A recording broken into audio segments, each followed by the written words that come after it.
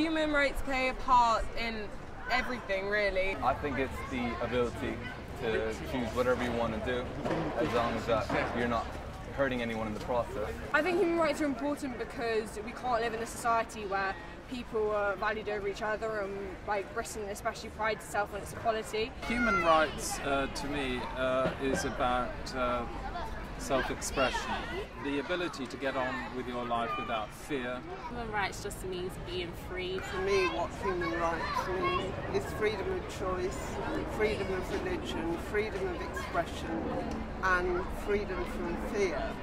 Human rights are so important because at the end of the day, wherever you are in life, you are entitled to do something. You're entitled for the certain things in life. Every day in life, a human being is in need of something. I believe they're really important because everybody's equal and therefore everyone deserves the same things. And it's unfair that some people should have access to these things more than others.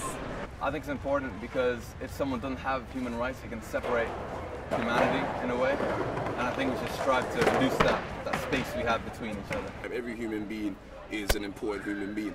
It says it in the name, it's a right of humans, and if you're a human in today's society and you don't have your human rights, it's something that people fight for.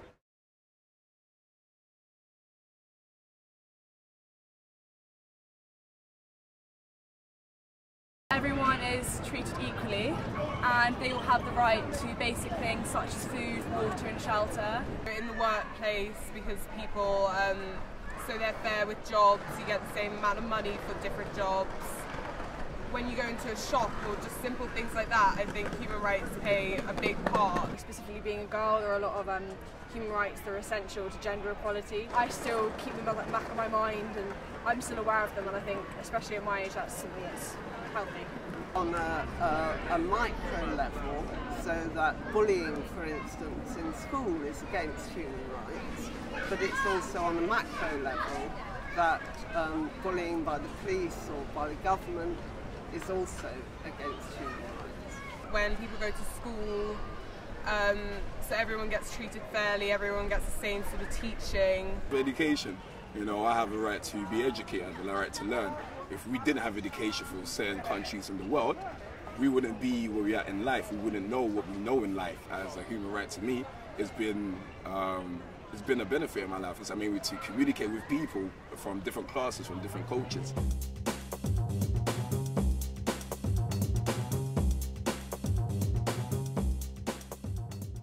My name is Helena Kennedy. I'm a Queen's Counsel. That means I'm a barrister, but who has a lot of experience. I'm a senior barrister. I practice at the English bar, although I'm a Scot. And my life has been spent doing mainly criminal work, but a broad spectrum of human rights cases. I also am a member of the House of Lords, so I'm also Baroness Kennedy. And that means I'm involved in the making of law. And so I'm a legislator as well. Human rights are a set of values, really. They set out what it's thought that people need in order to thrive, what we need in order to be full and complete human beings. It sets out what our entitlements should be in a civilized society. So it's about the right to life, the right to liberty, and therefore not to be thrown into prison without a proper trial and proper hearing.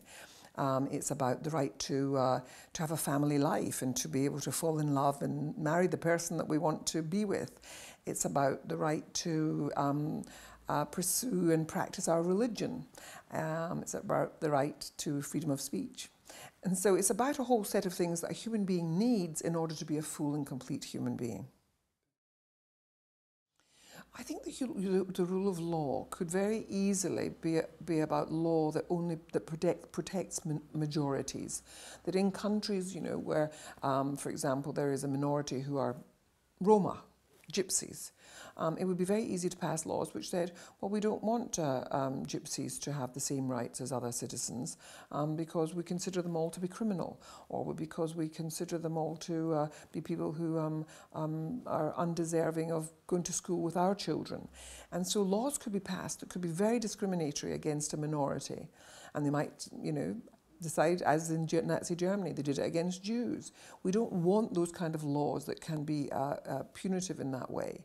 And so you do need to have protections of some kind against the kind of abuses that a majority can inflict upon minorities. You know, might decide that, you know, society doesn't want to have people with gross disabilities.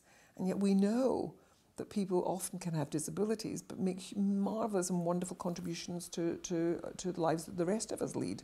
So we have to make sure that we build into our systems of law protections for those who might not be so easily protected.